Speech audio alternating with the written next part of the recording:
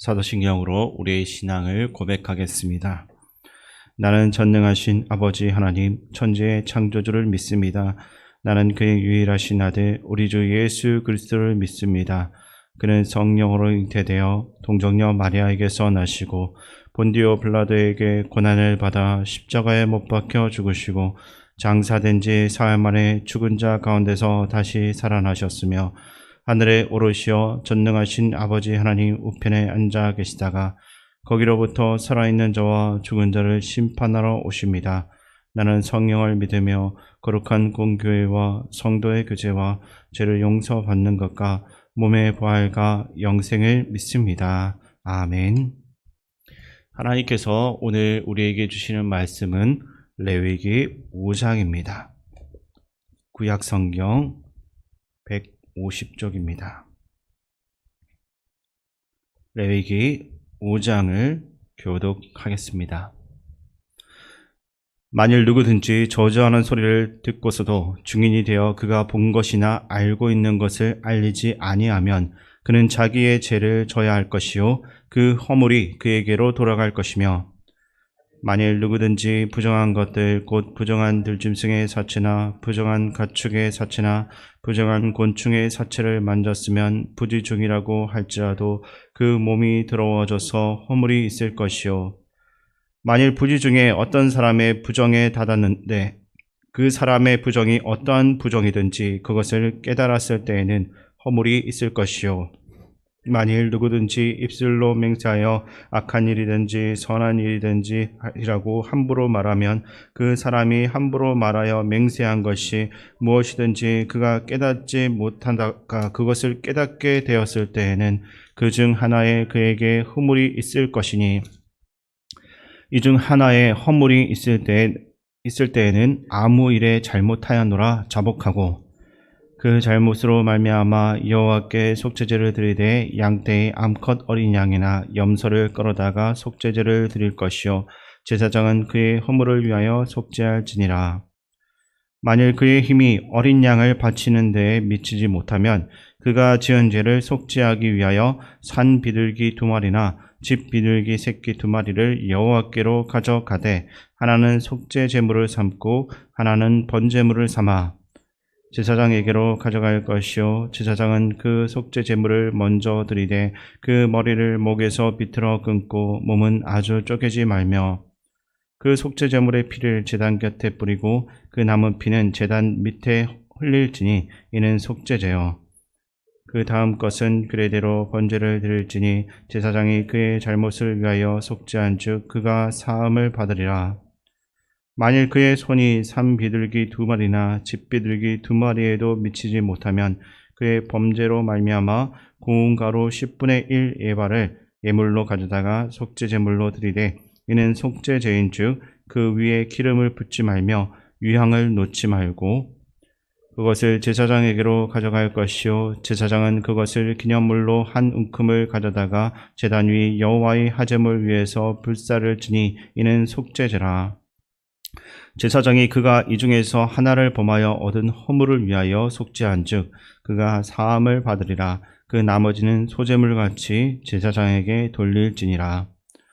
여호와께서 모세에게 말씀하여 이르시되 누구든지 여호와의 성물에 대하여 부지중에 범죄하였으면 여호와께 속건제를 드리되 내가 지정한 가치를 따라 성소의 세겔로 몇 세겔 은에 상당한 흠없는 순양을 양떼 중에서 끌어다가 속건제로 드려서 성물에 대한 잘못을 보상하되 그것에 5분의 1을 더하여 제사장에게 줄 것이요 제사장은 그 속건제의 순양으로 그를 위하여 속죄한즉 그가 사함을 받으리라.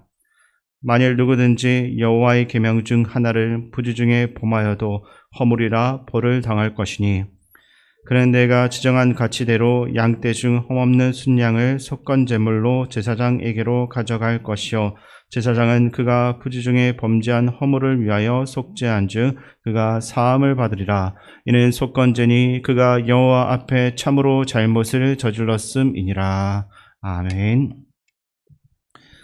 오늘 레위기 5장에는 속죄제와 속건제가 나오고 있는데 5장 초반부를 보시게 되면 사람들이 부지 중에 짓는 죄의 그 사례를 정리를 하면서 이스라엘 자손이 어떠한 모양이든지 간에 죄를 허용하거나 죄와 타협하지 않도록 경고하고 있고, 개인이 처한 상황에 관계없이 이스라엘 자손이라면 누구든지 거룩한 삶을 살아가야 할 것을 말하고 있습니다. 1절 말씀을 제가 다시 읽어드리겠습니다. 만일 누구든지 저주하는 소리를 듣고서도 증인이 되어 그가 본 것이나 알고 있는 것을 알리지 아니하면 그는 자기의 죄를 져야 할 것이요 그 허물이 그에게로 돌아갈 것이며. 아멘. 이스라엘 백성들 중에는 해야만 할 증언을 하지 않는 것이 죄라는 사실을 알지 못한 상태로 그냥 지나치는 경우가 있었던 것 같습니다. 하나님께서는 누구든지 저주하는 말을 들었다면 마땅히 증언을 해야 하며, 그렇지 않을 경우 죄가 된다라고 말씀하신 것입니다. 당시 이스라엘 사회처럼 우리도 자신도 모르게 죄를 범할 수 있음을 깨달아야 하며 항상 죄에 대해서는 깨어 있어야 하는 것입니다. 우리의 사소한 말이나 행동이 하나님과의 관계에 큰 영향을 미치지 않을 것이다 라고 쉽게 방심하는 그 순간부터 죄는 그러한 작은 구멍으로부터 시작을 해서 결국 하나님과의 관계까지 완전히 파괴하고 심지어 공동체도 병들게 할 수가 있기 때문입니다. 2절과 3절도 부지 중에 범한 죄에 대해서 말씀하고 있는데, 2절과 3절 말씀 제가 읽어드리겠습니다. 만일 누구든지 부정한 것들, 곧 부정한 들짐승의 사체나 부정한 가축의 사체나 부정한 곤충의 사체를 만졌으면 부지 중이라고 할지라도 그 몸이 더러워져서 허물이 있을 것이요, 만일 부지 중에 어떤 사람의 부정에 닿았는데 그 사람의 부정이 어떠한 부정이든지 그것을 깨달았을 때에는 허물이 있을 것이요. 아멘. 하나님께서는 이스라엘 자손들에게 정결한 짐승과 부정한 짐승을 구별하라라고 명하셨습니다.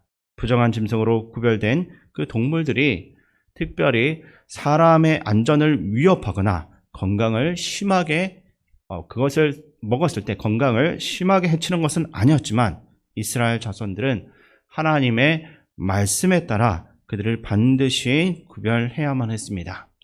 만약 부정한 동물의 사체를 부지 중에 접촉을 하게 되면 그것이 고의가 아니더라도 그 사람은 부정하게 되었고 자신의 죄를 제거해야만, 씻어내야만 했던 것입니다. 하나님께서는 부정한 상태로 간주되는 몇 가지 상황을 정해 두셨는데, 부지 중에 사람의 시체를 만지거나 피부병에 걸린 사람과 접촉했을 경우 이것을 깨달았다라고 한다면 그 사람에게는 이미 허물이 있게 되는 것입니다.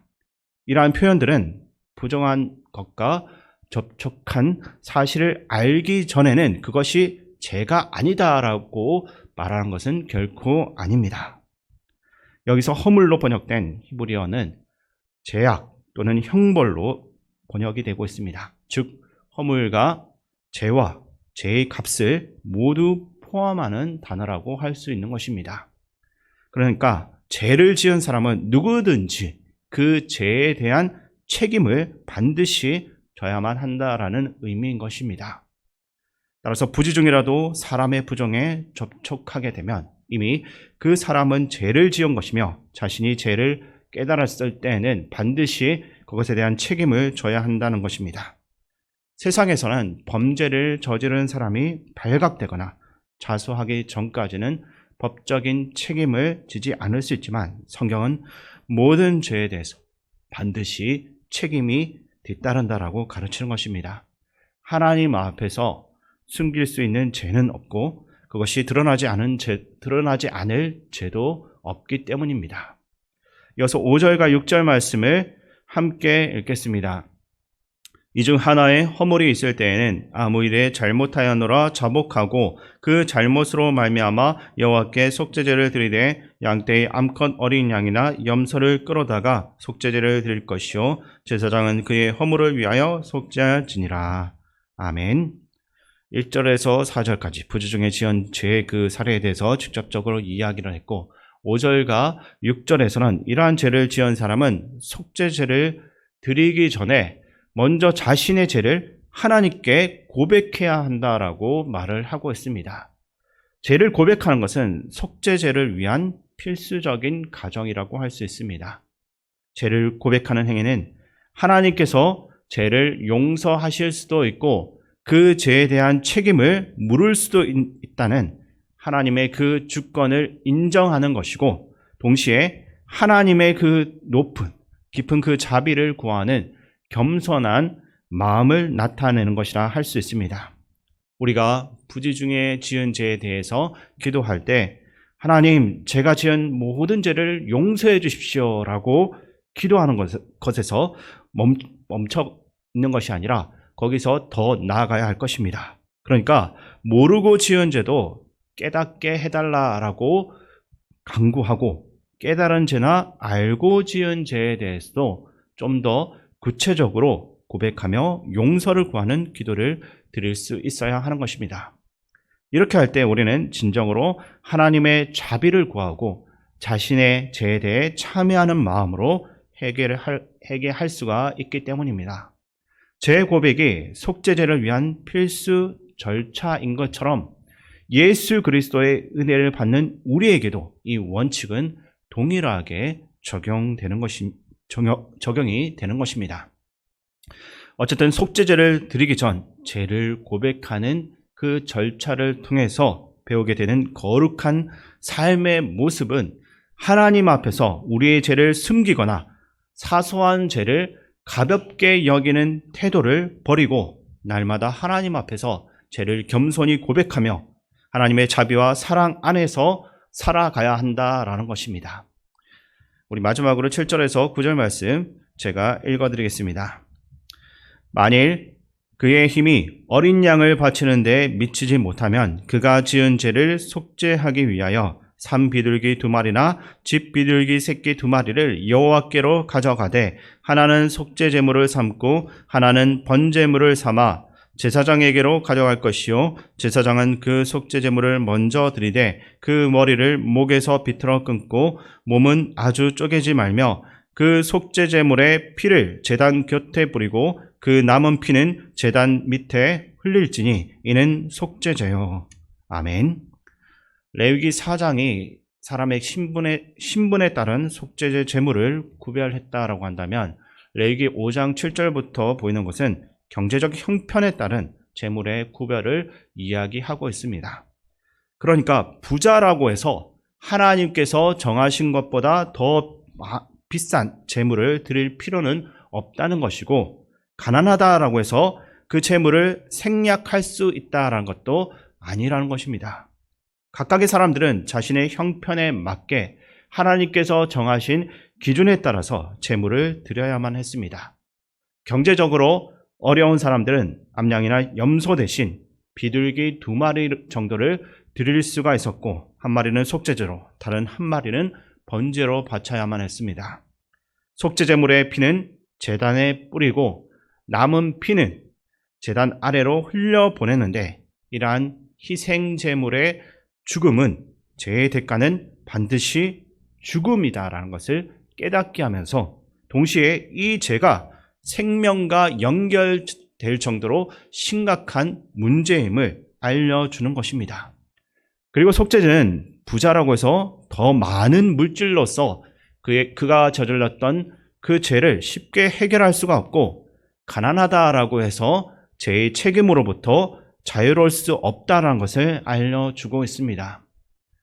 오래전 중세 말기 시대 가톨릭 교회에서 판매했던 면죄부는 이러한 속죄제의 교훈을 잊어버린 결과라고 할 수 있습니다. 죄의 값이 죽음임을 잊어버리고 적당한 제물로서 죄의 형벌을 피할 수 있다라고 생각한 그 시대 사람들이 가졌던 그 생각이 오늘날에도 반복되고 있는 것은 아닌지 우리 안에서 살펴보아야 할 것입니다. 하나님께서는 죄의 대가가 죽음임을 분명히 하셨기 때문에 중세 시대에 했던 것처럼 헌금이나 우리의 어떠한 공로를 통해서 죄사함을 얻을 수 있다라고 믿는 것은 하나님의 뜻에서 완전히 벗어난 것임을 기억하시기 바랍니다. 오늘날 우리가 죄 용서를 받는 근거는 예수님께서 직접 속죄 제물이 되어서 우리를 대신해서 죄의 형벌을 받으셨던 것으로부터 오는 것입니다. 외부 사람들 눈에는 죄의 해결이 아주 쉽게 보일 수도 있겠지만 우리의 해결은 예수님의 희생으로 가능해진 것이기 때문에 결코 가벼운 일은 아닙니다. 그러므로 우리는 회개할 때마다 죄의 삭은 사망이다라는 사실과 예수 그리스도를 통해서 얻은 그 생명이 하나님의 선물임을 우리는 결코 잊어버려서는 안 되는 것입니다. 그러므로 사서에 보는 죄라도 쉽게 볼 수가 없고 상황과 형편으로 죄를 정당화하거나 죄의 책임을 피할 수가 없는 것입니다. 이스라엘 자손이 속죄제의 방법을 통해서 속죄받았듯이 우리는 오직 예수 그리스도의 은혜로서 회개하고 그분의 부활의 능력을 통해서 거룩한 삶을 살아가야 할 것입니다. 진정으로 하나님께서 우리에게 원하시는 것을 깨닫고 예수 그리스도의 그 복음을 따라서 거룩한 삶을 이루어 나갈 수 있기를 주님의 이름으로 축원드립니다. 하나님 아버지, 오늘 말씀을 통해서 우리의 부족함을 깊이 깨닫게 하시니 감사드립니다. 주님의 거룩함 앞에 설 때마다 죄를 가볍게 여기고 상황에 따라 우리 안에 있는 양심을 속이며 살아가는 그 모습이 있다면 그 모든 연약함을 주님 앞에서 회개합니다. 우리의 연약함으로는 할 수 없지만 주님의 은혜와 성령님의 도우심으로 거룩한 삶을 향해서 나아갈 수 있게 하여 주시옵소서. 오직 예수 그리스도의 보혈로 저희를 정결하게 하시고 성령의 열매를 맺는 삶을 살 수 있도록 인도하여 주옵소서. 우리를 사랑하시는 예수님의 이름으로 기도드립니다. 아멘. 주기도문으로 예배를 마치겠습니다. 하늘에 계신 우리 아버지, 아버지의 이름을 거룩하게 하시며 아버지의 나라가 오게 하시며 아버지의 뜻이 하늘에서와 같이 땅에서도 이루어지게 하소서. 오늘 우리에게 일용할 양식을 주시고 우리가 우리에게 잘못한 사람을 용서해 준 것 같이 우리 죄를 용서하여 주시고 우리를 시험에 빠지지 않게 하시고 악에서 구하소서. 나라와 권능과 영광이 영원히 아버지의 것입니다. 아멘. 이 시간 말씀을 가지고 기도할 때 우리 삶 가운데 적당히 죄와 타협하고 그 죄의 책임을 회피하려고 했던 모습이 우리 안에 있다라면 회개하시고 하나님의 은혜와 성령님의 도우심으로 거룩한 삶을 향해서 나아갈 수 있도록 간절한 마음으로 기도하시기 바랍니다. 그리고 나라와 민족, 이 땅의 지도자들을 위해서 기도하시고 교회 어르신들과 한우들 회복 위해서도 기도해 주시고 군 복무 중인 청년들과 수능 준비 중인 고3 학생들을 위해서 기도하시고 담임 목사님 위해서도 함께 기도하며 나아가겠습니다.